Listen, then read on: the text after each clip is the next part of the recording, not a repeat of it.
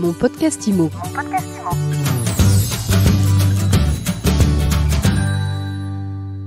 Que retenir de l'année immobilière 2020 ? Comment se présente 2021 ? Eh bien, on en parle tout de suite avec mon invité, Laurent Vimont, président de Century 21. Laurent, bonjour. Bonjour Ariane. Laurent, vous venez de publier votre bilan annuel Century 21 et à vrai dire, votre lecture de l'année écoulée, eh bien, elle m'a carrément réjoui. Vous mettez en perspective les résultats de l'immobilier par rapport à d'autres secteurs et finalement, l'immobilier s'en sort pas si mal.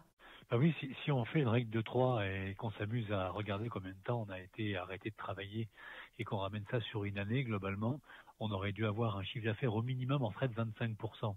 Alors que dans les faits, on est en dessous de ce chiffre puisqu'on a réalisé un peu moins de 12% de promesses de vente qu'en 2019, avec des mois records en juillet et en août, et donc une activité extrêmement soutenue. Même si c'est négatif par rapport à 2019, j'ai dit ce matin qu'effectivement, il fallait penser à ceux qui avaient un bar, un restaurant, un hôtel, une agence de voyage, qui eux sont à l'arrêt, et qu'une activité dans ces conditions qui ne fait que moins 10%, c'est quasiment un miracle. Surtout que l'année précédente était excellente. L'année précédente, c'est l'année record, c'est plus d'1 million de transactions, on n'avait jamais vu ça en France. L'autre image qu'on peut prendre, c'est quand l'été, vous savez, quand il y a la canicule, il fait 38 degrés et que le lendemain il fait plus que 30, il fait pas froid, il fait toujours chaud. Moins chaud certes, mais toujours chaud. Là, les 950 000 transactions qui auront lieu, ou 930 000, on ne sait pas encore en 2020, c'est un record exceptionnel et il faut savoir l'apprécier. Bravo. Alors, quid des prix, Laurent ? Alors les prix, comme le marché a été très dynamique, ils ont monté. Ils ont monté un peu plus pour les maisons que pour les appartements, environ 4% pour les maisons et 1,2% pour les appartements. C'est une tendance nationale, un peu plus à Paris, un peu plus de 5%, même si aujourd'hui à Paris, on peut dire qu'il y a une forme de pause, puisqu'au 4e trimestre 2020, les prix parisiens avaient arrêté de monter. Mais au niveau national, c'est une hausse globale de quasiment tous les marchés. Globalement, comment on explique qu'au niveau national, les prix ont continué d'augmenter ? À cause d'une demande soutenue, on est sur un marché d'offre et de demande, il faut le rappeler. Dans ce marché d'offre et de demande, il y a des conditions de taux extrêmement basses qui rendent de nombreux acheteurs solvables avec un pouvoir d'achat élevé. Et en face, il y a moins de vendeurs. Et donc, dans un marché d'offre et de demande, quand il y a un déficit d'un côté ou de l'autre, la balance penche d'un côté ou de l'autre et fait monter les prix. En l'occurrence, dans le marché de l'ancien, il y a un rapport de 1/7, 1/8 entre les vendeurs et les acquéreurs.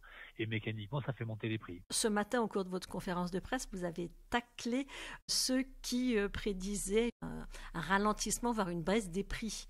Il faut arrêter de faire de catastrophisme déjà et puis d'inventer n'importe quoi. Moi, j'avais dit pendant le confinement, apprenons à dire « je ne sais pas » et il n'y aura pas de pronostic. Et donc, j'ai vu des gens, le directeur scientifique de Meilleurs Agents, annoncer des baisses de moins 20 ou 25%, alors qu'on n'avait strictement aucun recul. C'est pas la peine de faire des prédictions, il faut être raisonnable. On n'est pas en train de faire de la voyance. Là, on commence les chiffres de 2020, on verra ce qui se passe en 2021, mais encore une fois, c'est trop spectaculaire et trop facile d'annoncer des choses comme ça qui ne servent strictement à rien et qui ne sont pas étayées.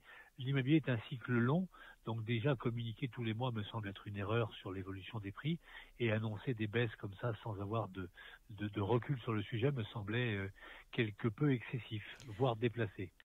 Ceci étant, annoncer des baisses, ça flatte l'horaire des candidats à l'acquisition. Beaucoup d'acquéreurs se disent, ça ralentit, ça va s'effondrer, je vais finalement enfin arriver à accéder à la propriété. Vous connaissez l'histoire de Pierre et le loup ? Oui.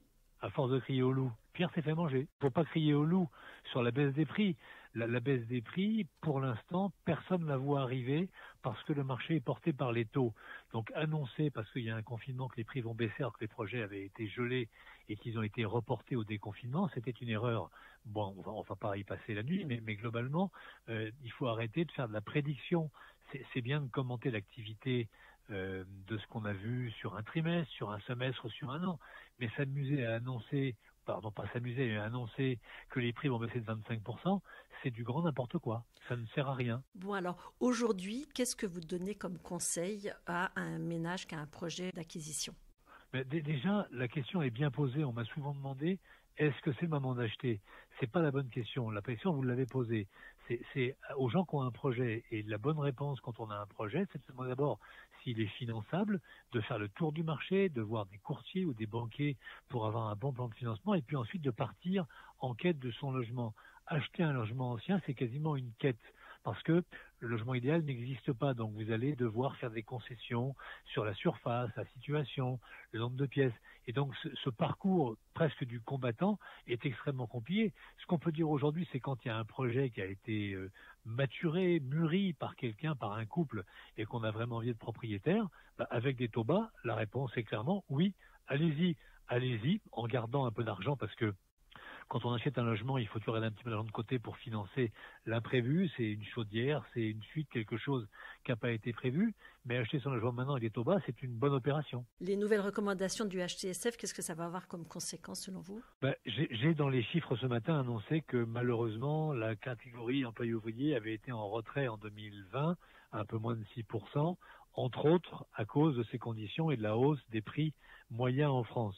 J'espère que l'assouplissement des conditions d'octroi du crédit permettra à nouveau à ces clients d'être propriétaires, en tout cas d'être candidats à la propriété et éligibles au crédit. Dernier point évoqué ce matin ce qui me semble très intéressant, c'est le retour de l'investissement locatif. Oui, mais si vous assimilez ou additionnez le faible taux de rendement du livret A, le bouillon que certains ont pris à la bourse au mois de mars, l'incertitude sur les retraites, le placement immobilier devient le lingot d'or, c'est-à-dire que en achetant un logement maintenant, alors c'est pas des logements à 400 000 euros, c'est 50 000, 100 000, vous mettez 500 euros de crédit par mois, vous avez un loyer 300, 400 euros qui tombe tous les mois, et donc une partie du crédit est payée par le loyer, et vous vous constituez un patrimoine grâce au crédit.